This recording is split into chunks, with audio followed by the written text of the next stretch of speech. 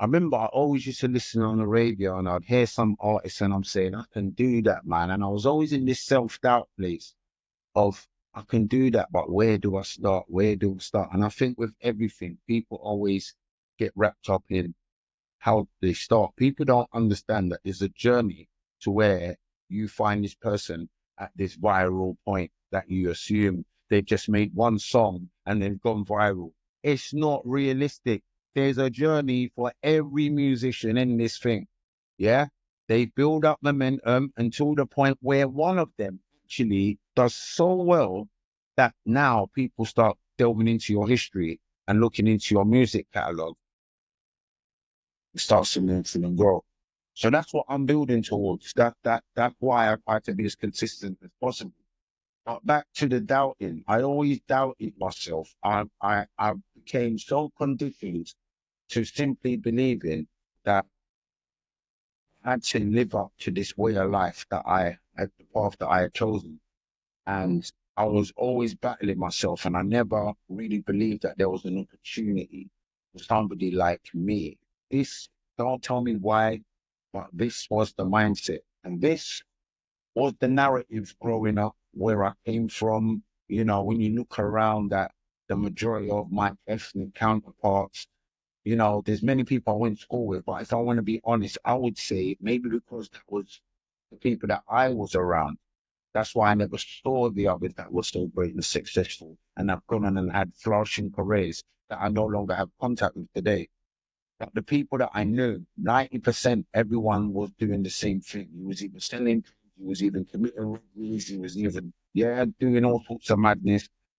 And that's the environment I came from. So if I looked at somebody that was 20 years older than me, I aspired to be like that man. Why? He had the BMW, he had the big train, he had the money, he had the girl, but he never lasted long. This is the reality. You never knew where them people went as children until you become an adult. And then you see that man 15 years down the line, you're like, well, what happened to that guy? Man? My man was big in the game when I was little.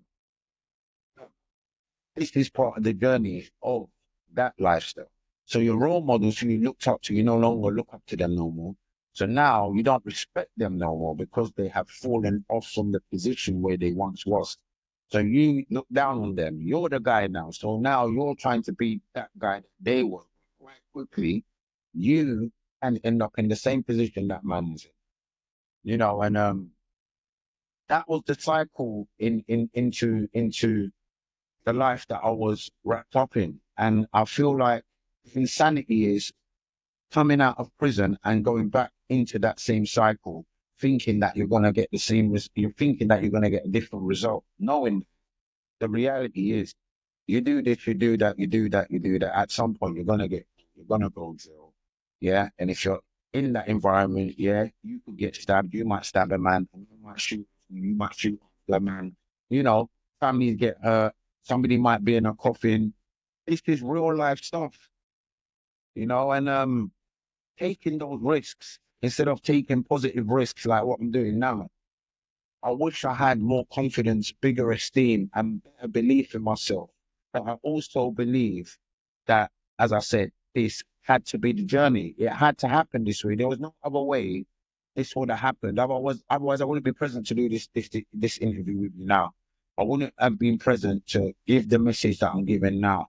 So I believe that by God's blessing, I've been given another opportunity to kind of shine a light and give encouragement and more hope, and for people that know me or don't know me, try to help be connectable, be inspiring, you know. And I think that there is the core to what I'm trying to achieve more than everything. For me, it's not about, oh yeah, cool, yeah, man, yeah, I'll get a record deal. Let me wear a few chains and look like this guy. I'm not interested in that. I'll be honest with you. I don't really respect it anyway. I feel like once you strip all those things away, and if you've had them things before, once they're stripped away, who are you underneath all that? That's what's important to me.